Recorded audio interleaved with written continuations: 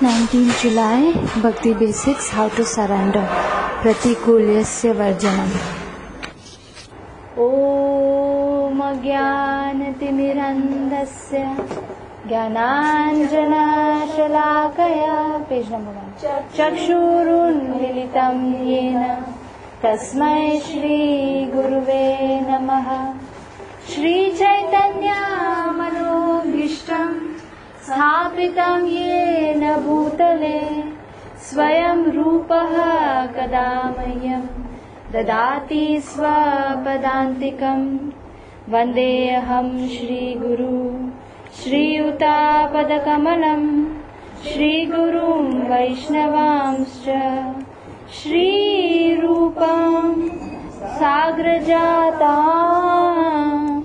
सहगणा रघुनाथान्वितं तं सजीवं साद्वैतं सावधूतं परिजनसहितं कृष्णचैतन्यदेवं श्रीराधा कृष्णपदान् सहगणा ललिता श्रीविशाखान्वितांश्च।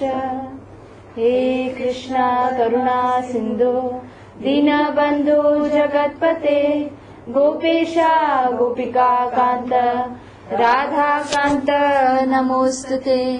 तप्त काञ्चन गौराङ्गी राधे वृन्दावनेश्वरी वृषभानुसुते देवी प्रणमामि हरिप्रिये।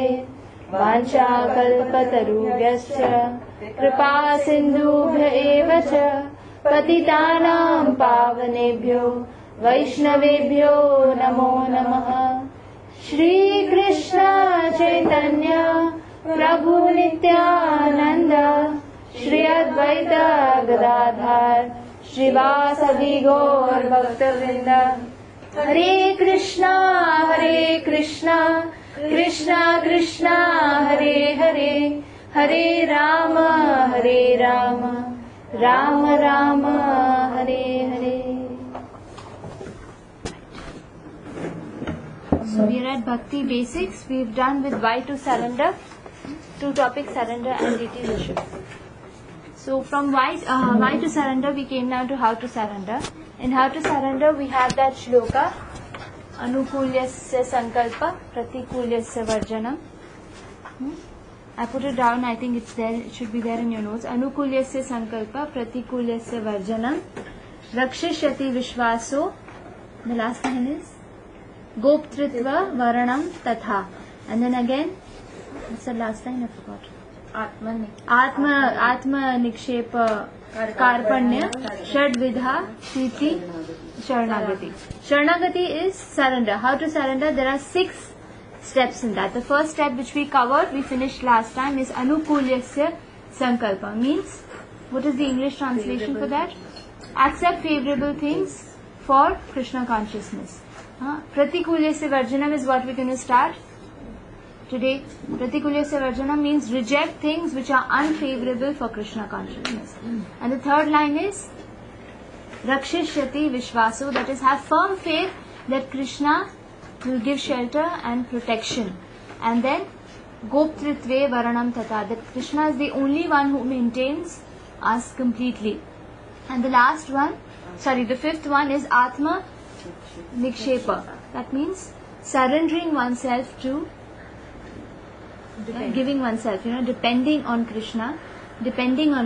And the last thing is Karpanya. That means to think of oneself to be a humble, meek and insignificant person. That is all the lakshan, or that is the way that how you surrender. Now these are all goals. First things we finished, accept favorable things. In that, please turn to chapter 6, verse number 34. In the purport, we have the shloka of all these 6 items which are favorable. Now 6 steps of surrender, and then each one of them has steps. Correct? Chapter 6, verse number 34. We have Utsahan Nishchaya Dhairya there.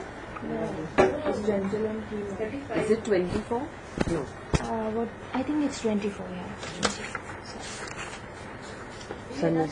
Yeah, 24. Then this one. We did this. In the purport, do we have Utsaha, Nishchaya, Dhairya? Yeah. Yeah, that is the things which are favorable for Krishna consciousness. These are the steps written by Rupa Goswami in his book Nectar of Instruction or Shikshamrit. Correct? So I was reading, please repeat after me. Utsaha Nishchaya Dhairya Tat tat karma pravartana Sangatyagat sato vritte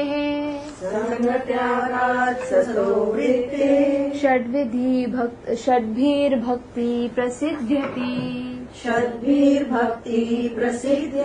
So how does bhakti improve? By utsahan. First thing is enthusiasm. Nishchayat is what?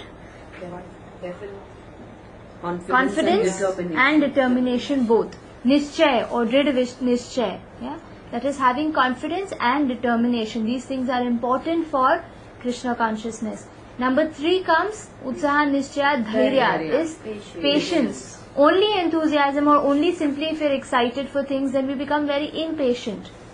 And when things don't happen, then we feel that, oh, is the process not working? What we need to have is also patience. And only patience without enthusiasm is laziness. It's lethargy. So these two have to go hand in hand and along with determination. That will help us keep enthusiasm and patience both. Correct? Utsaha nishchaya dhairya tat karma pravartanat. What is that? Following regulative principles. What are the regulative principles?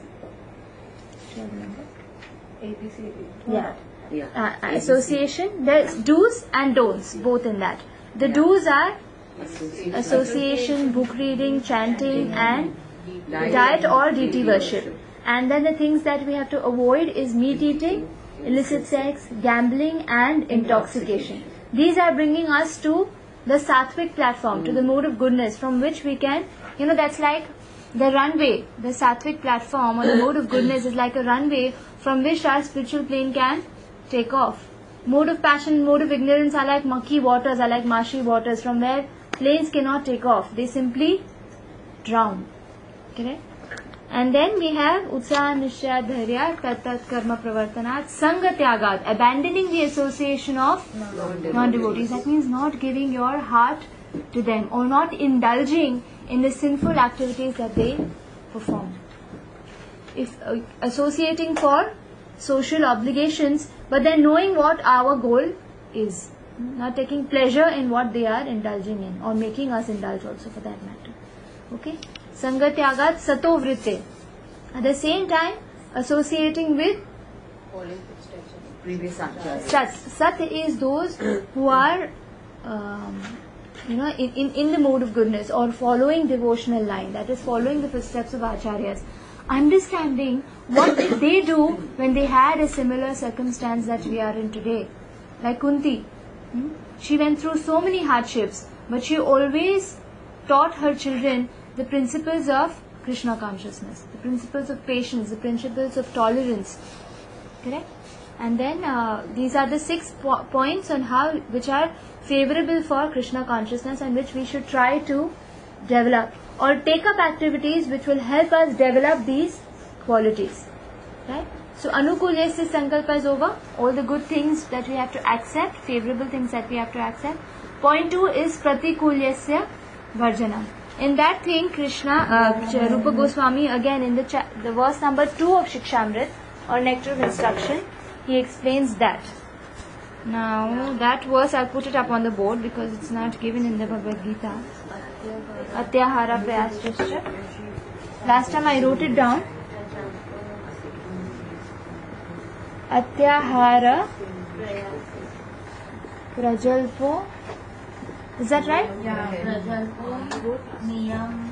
Niyamagraha Janasangascha Lolyamcha.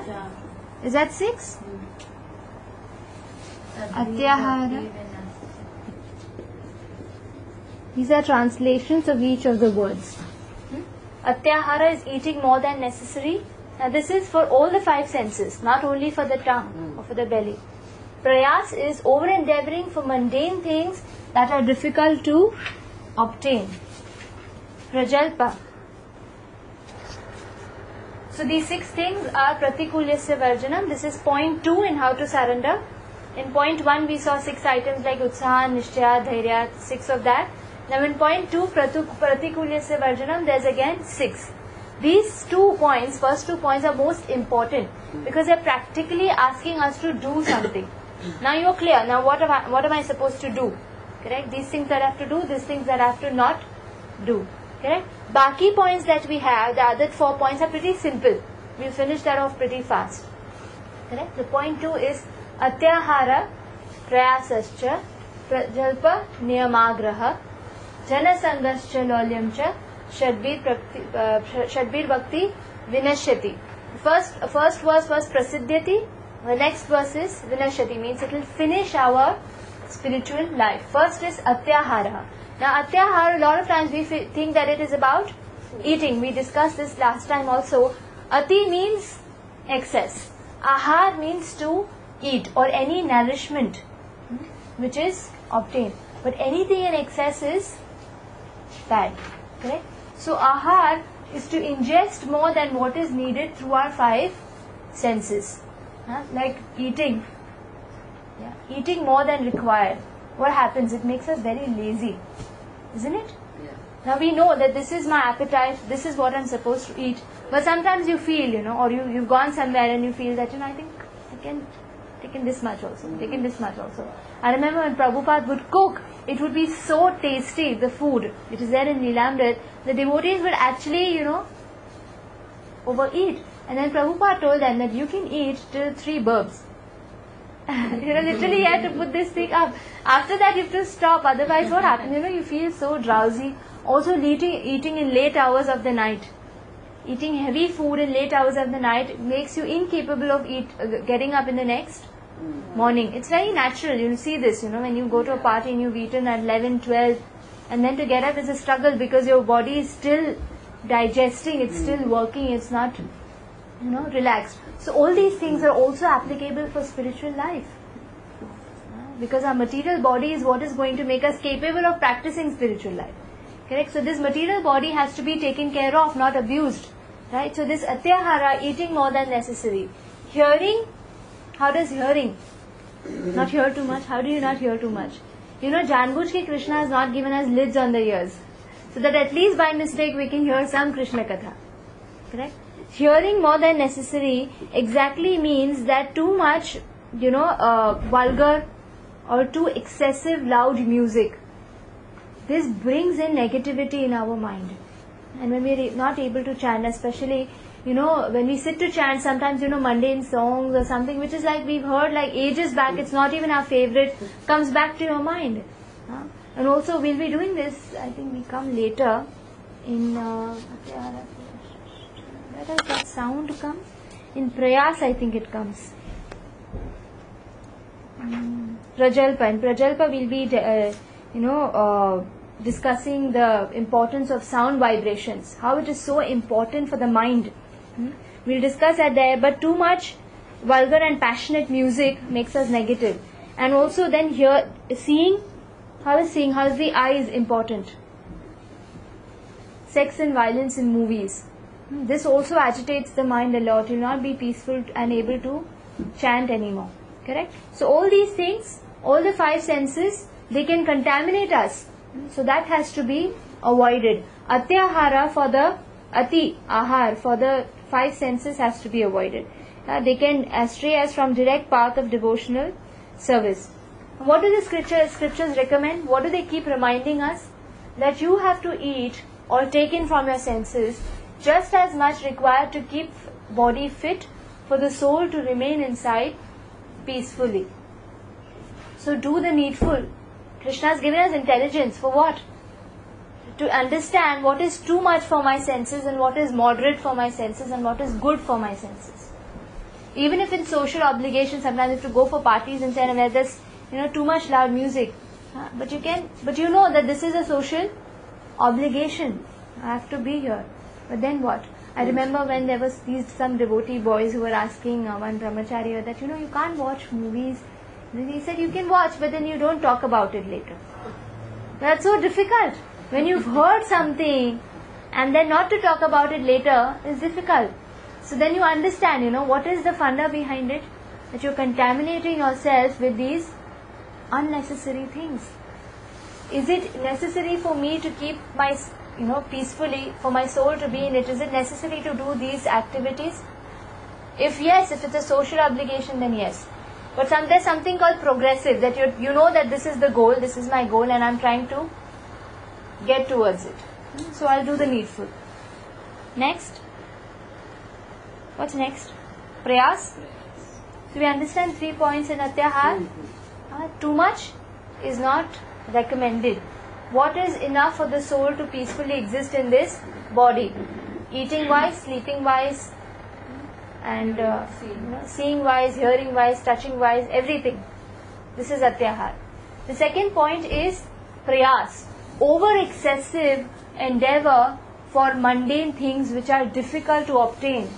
Rupa Goswami makes it very clear, which is difficult to obtain means it's not within our means, but we're still trying to obtain that. Let it be. Try and be happy and content with what we already have. Or try it and access which is something practical to obtain and within my means to obtain. Because this excess endeavor, what does it do? Your mind is overworking. And then to peacefully chant, to peacefully practice devotional service becomes difficult. And especially in prayas, the scripture is very clear. It divides 24 hours of our time in 3 ways. 8 hours, 8 hours, 8. 8, 8, 8. 8 multiplied by 3 is 24 hours. 8 hours is personal time. This personal time includes our spiritual growth, our sleeping, our eating, everything. The other 8 hours is the social time, means the time that you give to your friends, to your family. You see how important that is? The scriptures are not fanatical. It's not saying that 20 hours of anything and then spiritual life and then 4 hours of you have to do everything in it. It's very practical. And then the last 8 hours is of course your professional life or your duties that you are performing. If you're not working, then at least the duties that you're performing. Isn't it easy then? But right now, this it's we don't have an option a lot of times, and especially men or women who are working. What do? 2 hours, 3 hours is gone in traveling. Traffic may get stuck for 1 hour, half an hour. What do? Sit and chant. Even in that, we can make some constructive things out of it. But somehow, if we can apply this Vedic system in our life, it will work very beautifully. Out of this, when we too much over endeavor, actually our material life today or this modern age has become a life of too much prayas. We're pushing our children for too much prayas. We are doing too much prayas. But whatever is, if we simply keep these two things in mind, that what is excess for me, what is enough for me, and that much, and understand what is our chadar, what is our means, and then accordingly work. But sometimes you just like there's no benchmark, for some, maybe for somebody like somebody who's satisfied, they say, okay, fine, I'll do so much and it's fine. But there are others who, their goal, their excess is little, the level of excess is little more, or how much would you expect from your children? Would you expect your children to be PhDs? Yeah, you know what your child's intelligence is. Yeah, but then you always say... Would you expect your child to be Sachin Tendulkar? Is he even interested in cricket? You understand what excess is, what I'm trying to say? Even sometimes we expect excess out of ourselves. I have to get up in the morning at 4 o'clock or 3:30 and chant. I have to perform Mangal Aarti every day, even if it disturbs my family. I don't care. It's good for my family. That is excess. Even devotees get into this, fanatical mode. That is excess. It's too much. It's too much for your body. It's too much to expect from our family members. Even children, materially we push them so much. Even devotees, they push their children so much, They are tired. They have, especially when they reach this class, 8th grade, 9th grade, 10th grade, you cannot push them so much. Why are you not chanting 16 rounds? Or why are you not, it takes good 2 hours. It takes a lot of mental peace to do it. If the child is inclined, fantastic. If the child is not inclined, at least accept, what my child can do. You know, I've seen devotees pushing their children like anything. You know, you have to come to the temple on Sunday. Morning, 6 o'clock, they have to go to their classes. And how can they make it, you know? Waking up in the morning and everything. Don't meet your friends, rather come to the temple. Or even they have to have some, you know, if you need notes, you need to exchange and all these things, you have to have some kind of relationship with your friends. No, you should have only temple friends. But how is that possible? Yeah, this is excess. This is too much. Understand? Being a little intelligent, being a little accommodating with yourself also. That is over endeavoring. That is prayas. Even in spiritual things, sometimes people, you know, digest too much, which is, you know, sometimes they say, you know, Ekadashi means 64 rounds. Is it possible? Ekadashi is falling on a weekday. What do you do? Is it possible in Bombay? Yes, you've gone for a vacation, or there are japa retreats, you know, where you go out and with your family and everything, and then, you know, you're taking care of your children's needs, and then you can sit and chant. And your children are also devotees, they understand. Then it's okay. But otherwise, it's too much. Or in Bombay and you're saying, no, you know, you're cooking and you're trying to chant with one hand. It's impossible. Do what is required. Maybe, you know, your 16 rounds that you're regularly doing on, or maybe on Ekadashi you become more conscious of the quality that you're doing. That is good. That is good. Or maybe you can just come for a darshan, which is like extra out of your normal routine of your day. For Ekadashi, you come and take darshan in the temple. That is okay. That's why Atyahara and Prayas is, you know, you understand, you be intelligent, you be more practical, be more focused. That's why, you know, this constant association of practical devotees is more important. You see how they follow their life. And then you do things accordingly. I remember, you know, there was these pastimes of Sanatan Goswami. Now we have Jana Sangha here, you know, associating with worldly minded people. Sanatan Goswami, he would actually sit with the Brijvasis and discuss with them, you know, do you have money for your girl's marriage? Is she getting married? He would think of, you know, boys for, now what is the need for him to do that? And somebody would put it into this, you know, discussing worldly things. It's not included in the spiritual life. But he is their guru. He understands that this is what gives them potential anxiety and keeps them away from their spiritual growth. What is the needful we do? So you understand, I'm talking about extremes. That's why before I even started these points, I said that these are extremes which is bringing negativity in us. Even extremes in junk food, extremes in sex and violence on the TV. I'm not saying, did I say don't watch TV? I'm just saying the amount in sex and violence, it's too much agitation. You know, sometimes when there's too much of, you know, they use these machine guns and dhar and the volume is too high. It's actually irritating. Yeah. It's actually irritating. But some people can watch it peacefully. They can take, you know, but I can't take. So I know that, you know, what I have to watch. You know, generally when there's a movie poster, I see the movie poster and I can make out, okay, what type of movie this is. You know, generally you can make out. So, do the necessary.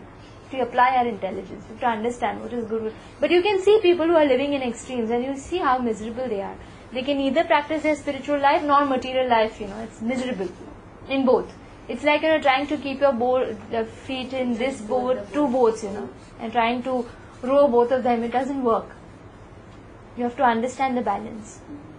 When I'm practicing my spiritual life, give my 100% here. When I'm practicing my material life, unless till the time we understand that we can do everything for Krishna, that takes some time to understand.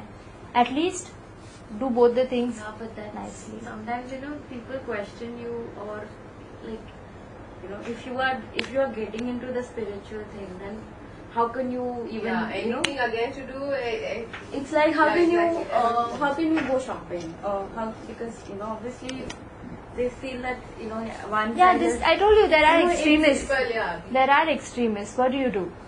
In the Quran, nowhere it's written that you have to kill innocent people and just to, you know, if they're not.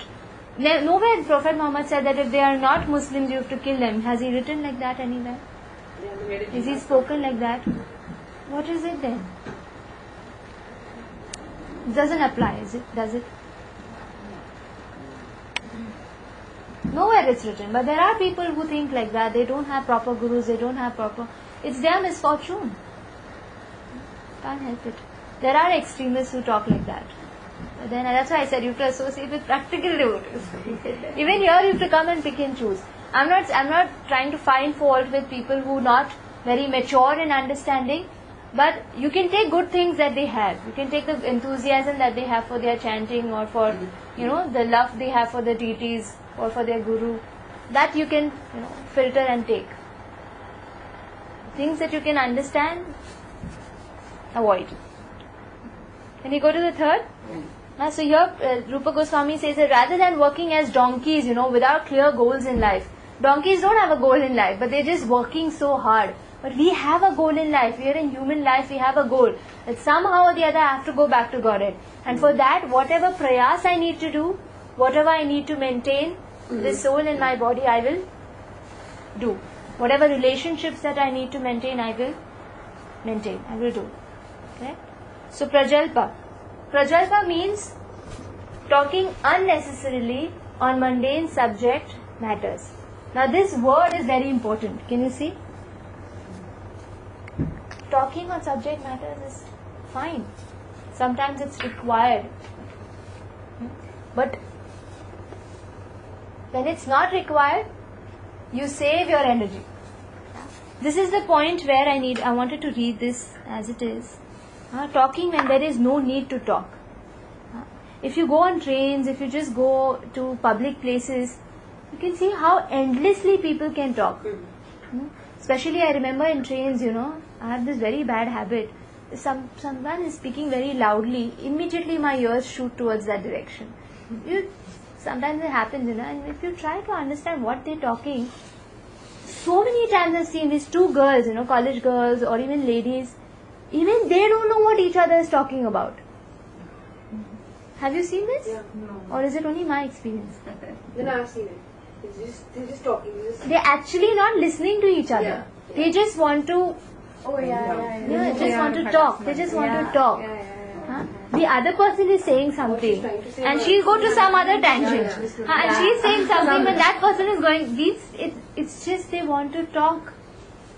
They want someone to listen. वो हो नहीं रहा पर चलेगा. That is what I will talk. That precious human time that you have is going to go.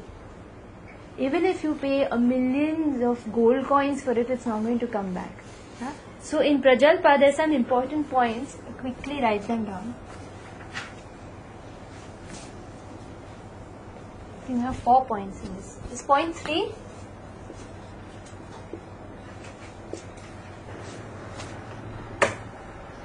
Four points: importance of sound vibration and its effect on our minds, attraction from sound vibrations, and Srila Prabhupada's analogy of a frog and a serpent, and Chanakya Pandit's verse, which I'll read it out. But number 1 is sound vibration. Sound is a very powerful energy that can affect one's subtle body, specifically mind. Subtle body has 3. We have gross body, which is made up of earth, water, fire, air and ether. And then the second body that we have is the subtle body. There is mind, intelligence and false ego. These 3 things are there. So this mind is something, when it hears a sound, it leaves an effect on the mind for lifetimes to come. That's the power of sound. In fact, the Bible says that God made this creation with sound, the help of sound.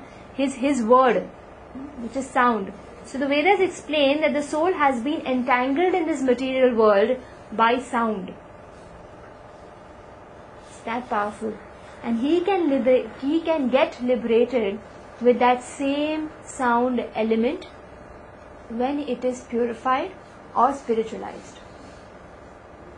So this Hare Krishna Maha Mantra, what is it? It's the sound that my tongue is making. My tongue is material. The sound is apparently material, but because it is Krishna's holy name, what happens? My existence is purified. This sound vibration, when we chant, we recommend that you chant little loud enough so that you can properly hear. When we say Hare Krishna, Krishna Krishna, Hare Hare, Hare Ram, Ram Ram, Hare Hare. It's a spiritual sound vibration which enters our ears So hearing is so important. That's why there are no lids on the ears. Correct? So the sound vibration enters the ears and it goes into the heart, or it catches the mind and purifies the mind, washes. Cheto darpana marjanam. Chetna is the mind, the consciousness. It is purifying it. Correct? Marjanam is like washing, it's like cleaning. Correct? So that sound element which is entangling us, that same sound element can purify us. Glorifying or talking about mundane material subjects produces an environment of material vibration. When there's too much chatter, I remember when Srila Prabhupada, when he went to one of these courts, he was saying that there's such thick, dense material vibration, negative vibration of the lies that the lawyers speak. Have you felt that? Have you been to courts? Yeah. I remember when we went for book distribution to this civil court in Churchgate, and we were distributing it's not books. a nice feeling, when you go. It's not a nice feeling when you go there. These lawyers. I've been when I was very small, but even that time, it's very negative. Very Very negative. You can actually feel it. I'm not talking about the corporate offices, but places. I remember very clearly when we went there and we had a book order. We just had to deliver. And that the senior officer was going to give it to all his friends. So we just had to deliver those books. So from the temple we collected when we went, and there was certain place where these people can, like a common room, where they all sit in their free time between sessions, and they all were playing cards. Actually playing cards, and you could immediately feel the negative vibration. And that person, the senior officer, he said that it's not a good place for people to be. And you could actually feel that negative vibration there. So such places are thick with material vibrations because such negative things are constantly happening there. So glorifying or talking about mundane material subjects, it's like a bubble, It's like a thick bubble. Anyone who enters gets affected with it. Imagine, when you go to holy places, why do you feel these vibrations there? Because obviously the Lord has been there, the deities of the Lord are still there, and because subjects of matters pertaining to Krishna are being discussed over there. That's why constantly there's a spiritual vibration. If you go to the temple hall, especially in the mornings, when everyone is chanting Hare Krishna, the amount of vibration that you feel is amazing. The minute you step out, you feel the change. The minute you walk in, you feel the change. So it's creating a vibration. So sound is so important. Glorifying or talking about mundane matters. Similarly, glorification and talking about spiritual subject and Krishna produces an uplifting environment of spiritual vibrations. The liberation of the soul from material world becomes a solid fact in that spiritual vibration. So the single most powerful way to gather spiritual energy and to remain on spiritual platform is to be in touch with spiritual vibration, either in association of devotees where Krishna Katha is being discussed, or when you are constantly chanting Hare Krishna, or when you're free, you're hearing kirtans or lectures whenever it's possible. That's why we recommend these things through sound. That's the importance of Prajalpa. That's the first point. Attraction, that sound vibration. Now it's not only, now here in the first point when we were discussing, without our knowing or without we wanting it, these material vibrations affect us. There's another thing that we voluntarily do. Advertisement. Constantly, good music or good ads. What are they doing? We constantly see, we constantly hearing that whole propaganda. What is a propaganda? Repeated advertisement of the same thing. What happens? It subtly affects our mind. We start thinking like that. Or otherwise, how will these advertisements work? If it was like that, the advertisement the whole campaigning system would be a farce. But actually it works. When again and again you're bombarded by, sale, you'll immediately think of it that, okay, the sale is there. I think I should go. It's a constant thing. Media exposure and advertising can make anything instantly attractive. If we speak in here of things which are not only materialistic in nature, we become more attracted to the materialistic ways that they are campaigning for. We get attracted to it. It's a helpless thing because the mind is constantly doing that for, millions of lifetimes. So you can. That's what I said. That people, they can talk for hours together about mundane things. Especially when you're so used to a spiritual way of life, you will see that later on you stop connecting. You can't understand how to talk and what to talk. When you meet materialistic people, then you understand that how much is important for me to talk. I talk that much, and that's it. Talking unnecessarily, as Prabhupada says, it's like the analogy of the frog and serpent. You'll hear that especially in the rainy season, a lot of frogs croaking. That's actually their breeding season. They croak to attract the female. When they're croaking, they're thinking that they're singing eloquent poetry. It's actually true. They think that they're singing eloquent poetry and they're trying to attract the female frog, the female toad. But actually, you know what happens? Because of that noise, it's dark. The serpent can actually locate them very easily. So Prabhupada says, people who talk on mundane matters and waste their time in this way, what happens? The serpent of time or Kal factor can easily find them. Because they wasted so much time, they wasted so much of energy. And now their time is over, their energy is over, the time is up. So then time comes and catches them. Just like the serpent catches or swallows the frog, croaking for a female frog. Chanakya Pandit says, it's a beautiful verse. Ayusha kshana ekopi labhya swarna koti bhinna chinnirar takham niti ka che hanes tathodika. Even a moment of time you cannot get back by payment of swarna koti, means millions of swarna, that is gold coins. You can't get it back, that's impossible. If such valuable time you simply waste, then just calculate what's your loss. Imagine every minute we losing millions of gold coins. Business wale ko bolenge to fail. That's my loss. So aspiring devotees can take great care to connect to spiritual sound in the valuable human form of life that we have achieved. Like Srimad Bhagavatam says, by both rising and setting of the sun, what's happening? That sun is decreasing the duration of life of everyone, whether they are devotees or whether they are non-devotees. What are they doing to non-devotees?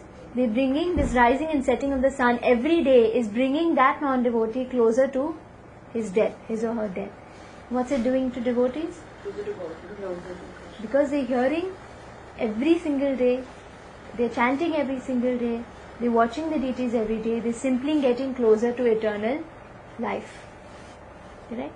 So this is the importance of no prajalpa. This is the importance of prajalpa. The importance of no prajalpa.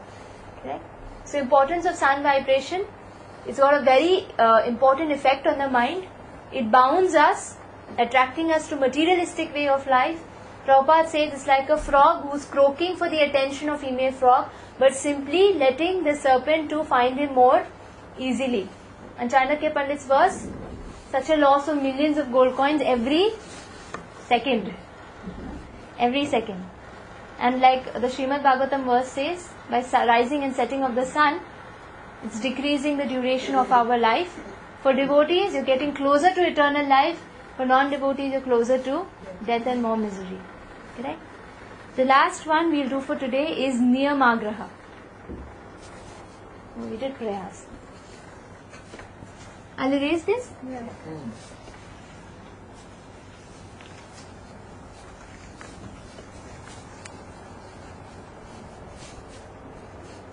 Now this verse has two lines to it. What is niyama? Niyam, rules and regulations.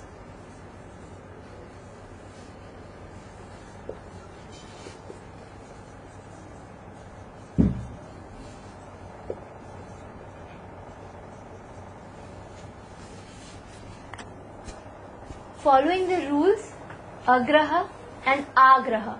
Can you see the difference? I've put a dash that makes it a and a. Agraha and agraha. There are two ways.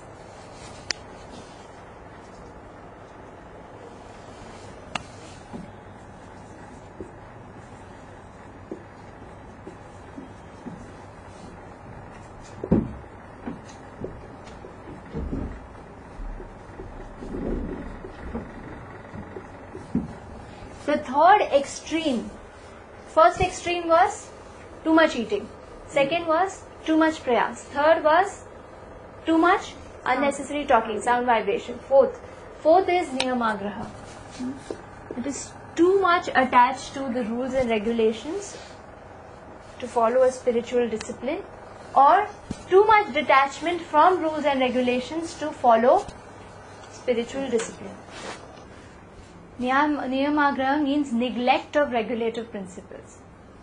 Neglect could be in two ways. This neglect could be in two ways. One is that you're too attached, or one is that you're too detached. I'll go to this first. Too detached means you're not following it at all. Sometimes there is this category of spiritual practitioners called sahajiyas. What are sahajiyas? Means they are doing things whimsically. They think that, oh, well, we love Krishna, what is the need for rules and regulations? Doing only Radhe Radhe, and then when something happens, to them, like suppose pushes them, someone pushes them in the line, or they'll push someone in the line and they'll get ahead. Things like patience, tolerance and all. No. I'm so attracted to the deities that I'm not bothered about anyone. Does that work?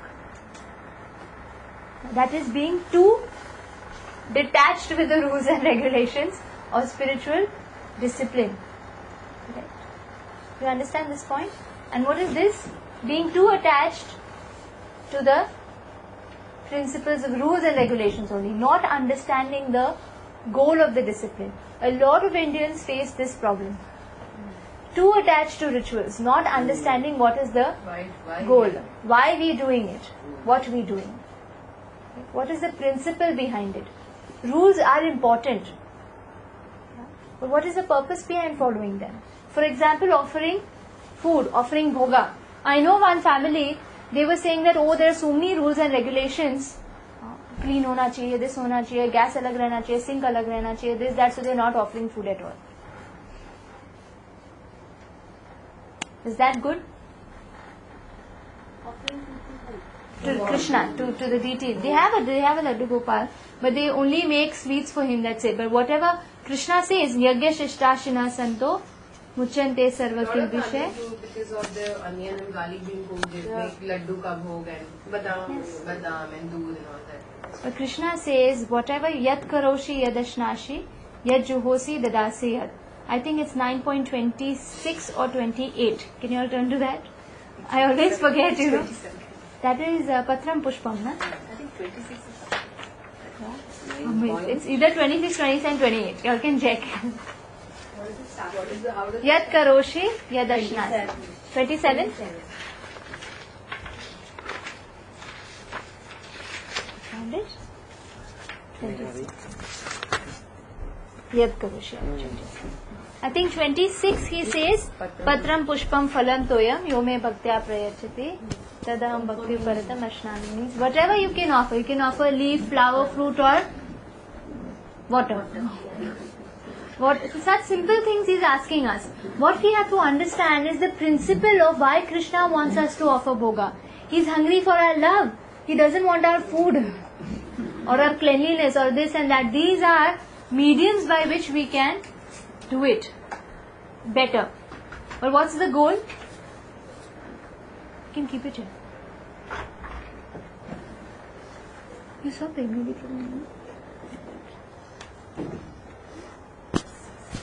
What is the goal? That we have to offer prasad because we love Krishna and we are giving him our gratitude for giving us that food. Is that the goal, or is the rules and regulations the goal? What about periods? Yeah, that is important, but then there is some other member of the family. Why during periods, why you should not do puja or enter kitchen, or how we are following that? Yeah, that is there, but there's a reason for it. It's a scientific reason also. Saliva, blood, and semen, excreta, solid or liquid both, are all contaminated things. Any external touch to these four things, you need to take a bath. Even if we have any cut on our finger, which could possibly bring out blood when we are working in the deity kitchen, we're not allowed in the kitchen. Any saliva, suppose if I touch my mouth by mistake or I'm doing something with my teeth, I have to wash my hands and come back. Any contamination, like with blood or with sweat even, I have to take a bath and come into anything close to the deities. Yeah? So these are goals. You understand? So in periods, what happens? You're in constant touch with blood, it's contamination. So it's recommended that we don't do deity worship in those 6 days or 7 days or whatever. Can you go to the temple, or it's not advisable to go to a temple? You can go to the temple provided you're not doing any service to the deities. You can touch the Bhagavad Gita, which is, it's an external thing. But if it's kept in your temple room, then you have to ask someone to get it for you. Yeah? You cannot water Tulsi because it's directly offered to the Lord. You cannot touch Tulsi, you cannot water Tulsi on those 6-7 days. So you can go and just sit in the mandir and... Behind, because usually when people are doing services, they pass from the front. Generally, don't go to the temple as well. Yeah, because generally you can touch the pujari or sometimes he's giving you something and then you can't say no, for it. These things. But in a temple, we have a big temple hall and the facility is there that you can take darshan from behind. And of course, if the garland and you can't touch things directly. That's why if you see, even to give prasad, there's someone there. They'll give it to you. You don't have to touch the paraphernalia. Someone gives you the aarti, or the aarti is kept outside the temple hall so everyone can take it. So these facilities are made by the temple. The places where there are no such facilities, better you avoid going there for 6-7 days. But ISKCON always has these facilities. Normally they say first 3 days. First 3 days, and after that you Till you're walk bleeding. After their head Actually, bath. generally till you're bleeding. में just 3 days का है. normally Oh, they will wash your hair. What is associated with the head bath? I don't know. No, it goes in the head. To purify yourself, basically. Head bath is generally purification, it's full top to bottom. So washed yourself completely. Any contamination which even has touched your hair is Yeah, from top to bottom. top to bottom washed. Is that okay? I think this 3-4 day thing is a matter of convenience. No? I don't know. Initially, no. But what is the During point? it was Again, very we're important, discussing a convenient. ritual here. Yeah. The goal is, you can still chant. No, Yeah. when you can still chant. The thing is when you not go into the kitchen, like Yeah. not to cook the food. Or whatever. If you have a deity at home. If you have a deity at home. But generally what I do is my mother-in-law does and my husband does the bhoga. So I'm okay to 6-7 days. After that, we resume back. But the goal is, I'm still chanting. And my goal, I understand that this is my goal. Whatever is, even sometimes your child is not well. And you can't do things that you're normally doing for the deities, or even coming to your temple sometimes is not possible. So what do? No. Every time my Gita class will be missed. You have to do the needful. So niyam is getting too attached to it also. That sometimes another extreme is, if some people are visiting some social function and there, there is food. Correct? Which is obviously not offered. So what do you tell them? You pester those people, have you offer food for me? No, it's not possible. You can always pray, that, my Lord, you're in my heart, you understand that, there are certain things which cannot be avoided. If you just simply offer in your mind, mentally you can offer also to Krishna. But this rule is also applicable. But can we do it every time? It's only for some situations. It's only for some situations, for social obligations. Like I remember just yesterday, my husband was telling me, he's in Chennai right now, and he was telling me that all his friends, his office dinner after the conference was in a restaurant where they serve even beef. So he was so disgusted. He was thinking, all these people are Hindus. None of us are, any other religion. Why can't they understand that, So I was thinking, just relax. He did not eat anything there. I was telling him, how can you do that? He said, no, a non-veg joint is still, he eats. As, if it's an office dinner. If we have to go out, we make sure that it's a vegetarian restaurant at least. If we have to go out with our family or, for some party, at least we pick out the salads or something like that. But he's saying, but places where they're serving beef is like too much for me. He came back to his hotel room and he ordered dal chawal and he was eating that. He said, I have to do now. This is too much for me. Imagine if he would have pestered his people that no, abhi yahan se kahin aur chalo. It was already late in the night. They couldn't find any other place. What could they do? So sometimes you fall into such situations, but there are basic things that you need to follow. Other things. Why couldn't he eat the veg? Don't eat the. You can't when you see it. When you see it, beef and everything. He would have, I'm telling you, it was a great thing. At least he did not puke on their face. Actually. Honestly, I'm telling you. Yeah, we've been brought up He like comes, this, he comes from a Brahmin family from a childhood, so his upbringing is very different. Him going to a non-veg restaurant is a great thing. Right.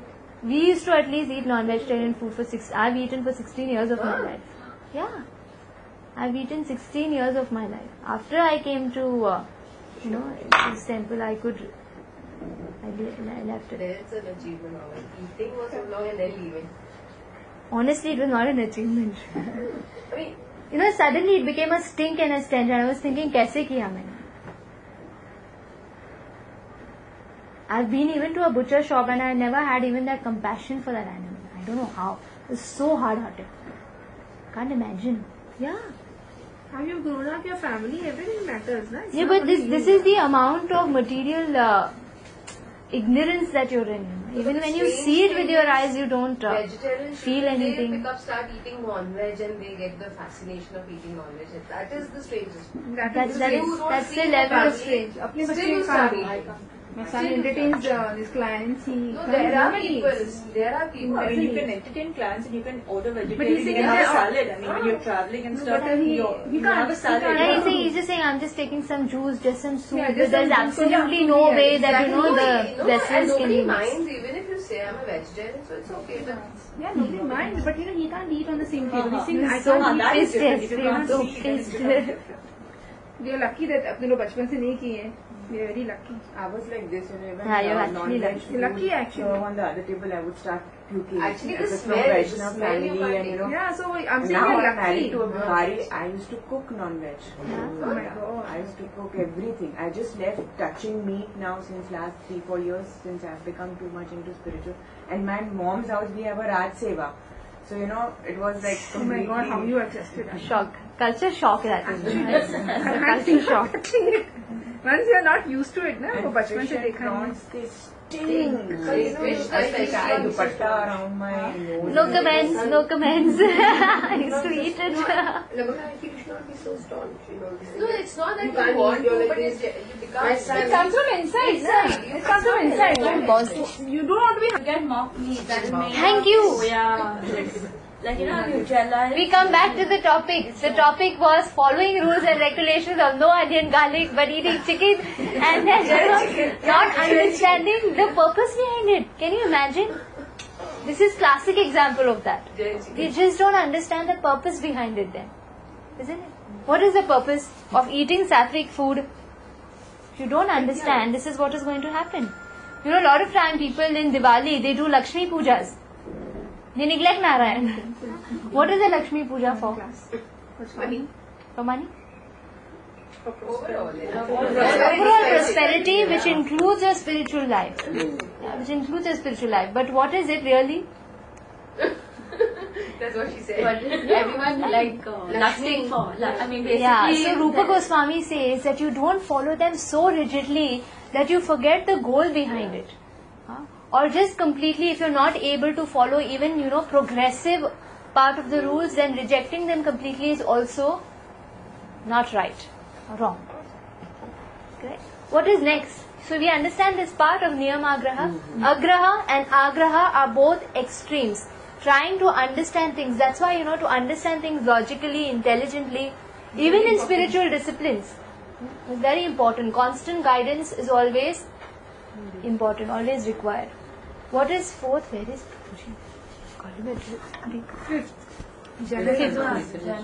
Jana Sangha.